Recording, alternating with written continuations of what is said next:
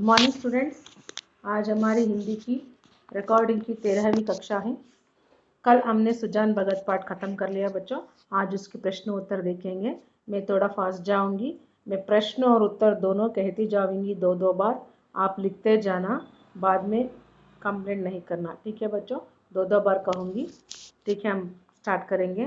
पहला प्रश्न है एक मार्क्स का। देखिए, सीधे साधे किसान धन आते ही किस ओर झुकते हैं? सीधे साधे किसान धन आते ही किस ओर झुकते हैं? सीधे साधे किसान धन आते ही धर्म और कीर्ति की ओर झुकते हैं। सीधे साधे किसान धन आते ही धर्म और कीर्ति की ओर झुकते हैं। दूसरा प्रश्न, कानूनगो इलाके में आते तो किसके चौपाल में ठहरते? कानूनगो इलाके में आते तो किसके चौपाल में ठहरते? कानूनगो इलाके में आते तो सुजान महतो के चौपाल में ठहरते। कानूनगो इलाके में आते तो सुजान महतो के चौपाल में ठहरते। तीसरा प्रश्न, सुजान ने गांव में क्या बनवाया? सुजान ने गांव में क्या बनवाया? सुजान ने गांव में एक पक्का कुआं बनवाया। सुजान ने गांव में एक पक्का कुआं बनवाया। सुजान की पत्नी का नाम क्या है? सुजान की पत्नी का नाम क्या है? सुजान की पत्नी का नाम बुलाकी है। सुजान की पत्नी का नाम बुलाकी है। सुजान के छोटे बेटे का नाम लिखिए। नाम क्या है? सुजान के छोटे बेटे का नाम क्या है? सुजान के छोटे बेटे का नाम शंकर है। सुजान के बड़े बेटे का नाम क्या है? सुजान के बड़े बेटे का नाम क्या है? सुजान के बड़े बेटे का नाम भोला है।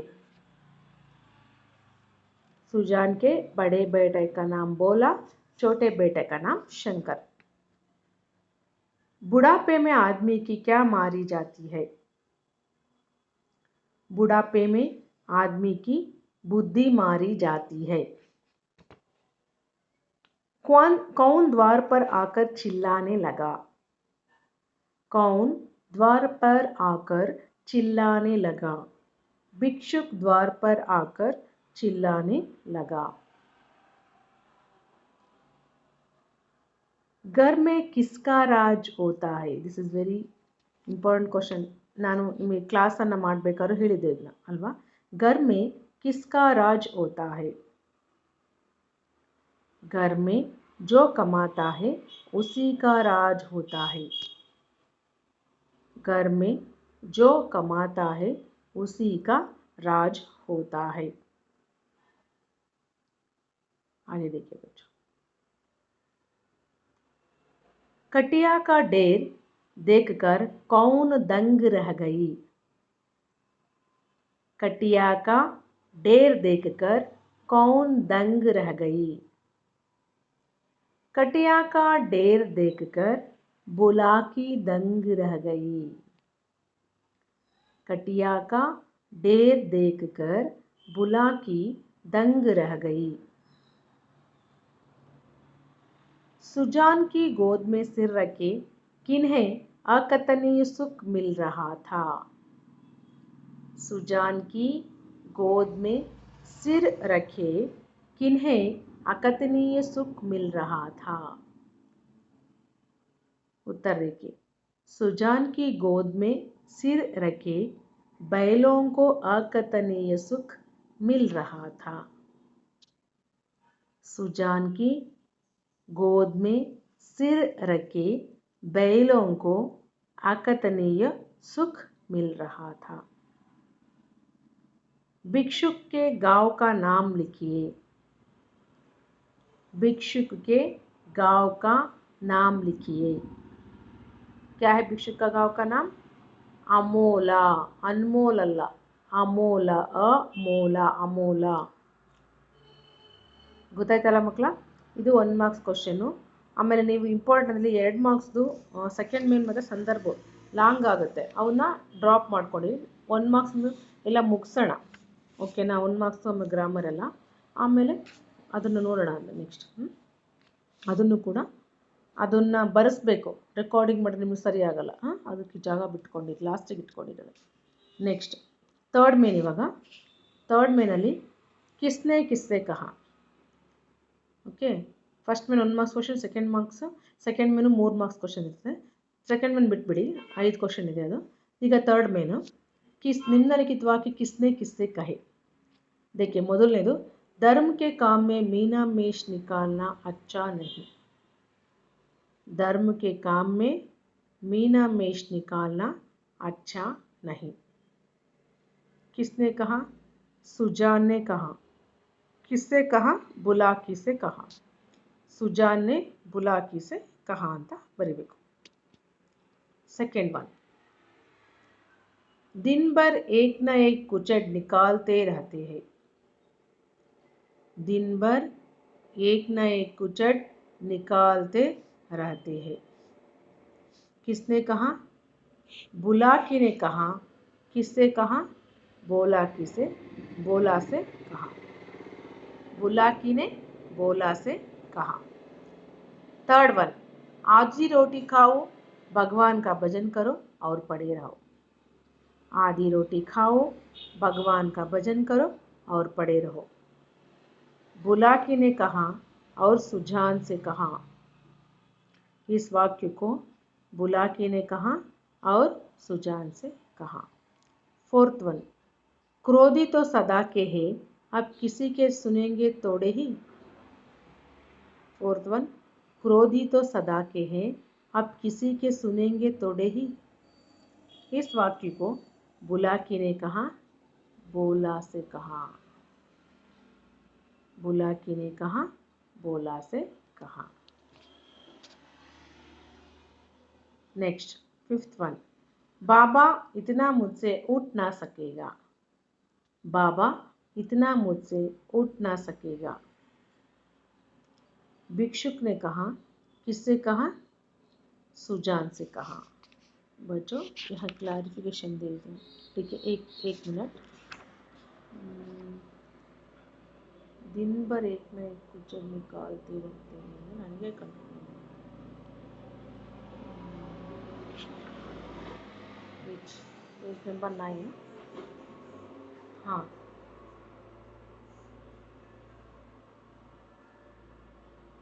वेट.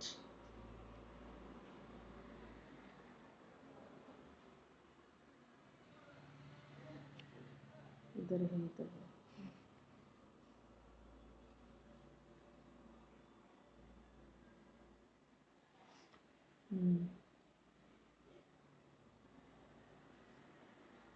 एक मिनट बच्चों, मैं एक प्रश्न को दिन भर चाहे तो मुझसे कर सकेगा. क्रोधी तो सदा की थी, सुनेंगे तो बेशक मुझे.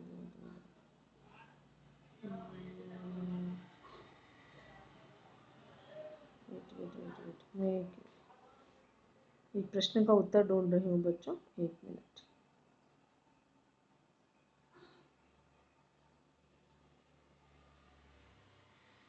तो बुलाकी ने कहा उन्हें प्रश्न करता है.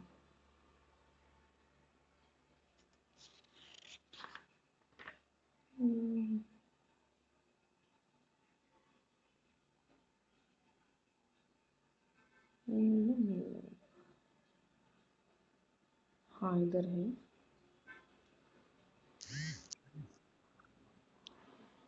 एक मिनट बच्चों.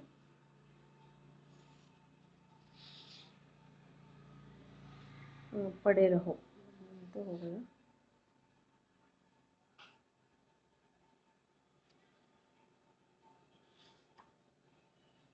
देखिए बच्चों, वो ठीक है, फिर भी मैंने क्लैरिफिकेशन ये ढूंढी, वो ठीक है. अच्छा, बिना तुम दुआ पर कुत्ता हूँ बहुत.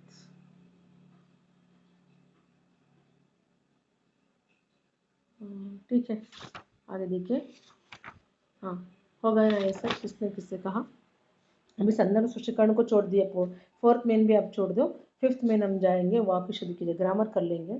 तो बाद में मैंने कहा ना 3 मार्क्स का और संदर्भ छोड़कर सब कर लेंगे, बाद में वो करेंगे। फिफ्थ मेन वाक्य शुद्ध कीजिए।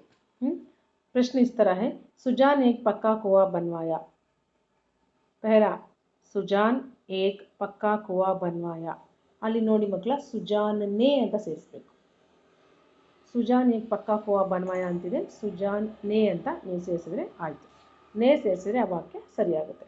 ಸೆಕೆಂಡ್ ಪ್ರಶ್ನೆ, ಸೆಕೆಂಡ್ ಕ್ವಶನ್, ಪ್ರಾತಃ ಕಾಲ್ ಸ್ತ್ರೀ और पुरुष गया चला गया ಅಂತಿದೆ.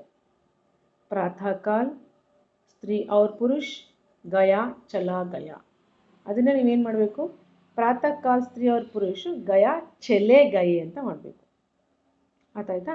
प्रातः काल स्त्री और पुरुष गया चले गए. थर्ड वन, मुझसे कल बहुत बड़ा भूल हुआ ಅಂತಿದೆ. ಅದು ನೀವೇನು ಮಾಡಬೇಕು, मुझसे कल बहुत बड़ी भूल हुआ, भूल हुई ಅಂತ ಮಾಡ್ಕೊಳ್ಳಿ. मुझसे कल बहुत बड़ा भूल हुआ ಅಂತ ಇದೆ. ಅದನ್ನು ನೀವು ಉತ್ತರ ಏನಪ್ಪ ಅದಕ್ಕೆ ಅಂದರೆ मुझसे कल बहुत बड़ी भूल हुई ಅಂತ ಬರಿಬೇಕು. फोर्थ वन, उसके हाथ कांप रही थी ಅಂತಿದೆ. उसके हाथ कांप रहे थे ಅಂತ ಮಾಡ್ಕೋಬೇಕು. ಗೊತ್ತಾಯ್ತಾ? उसके हाथ कांप रही थी ಅಂತ ಇದೆ, ನೀವು उसके हाथ कांप रहे थे ಅಂತ ಮಾಡ್ಕೊಳ್ಳಿ. फिफ्थ वन, सब यही कहेंगे कि भिक्षु कितनी लोभी है.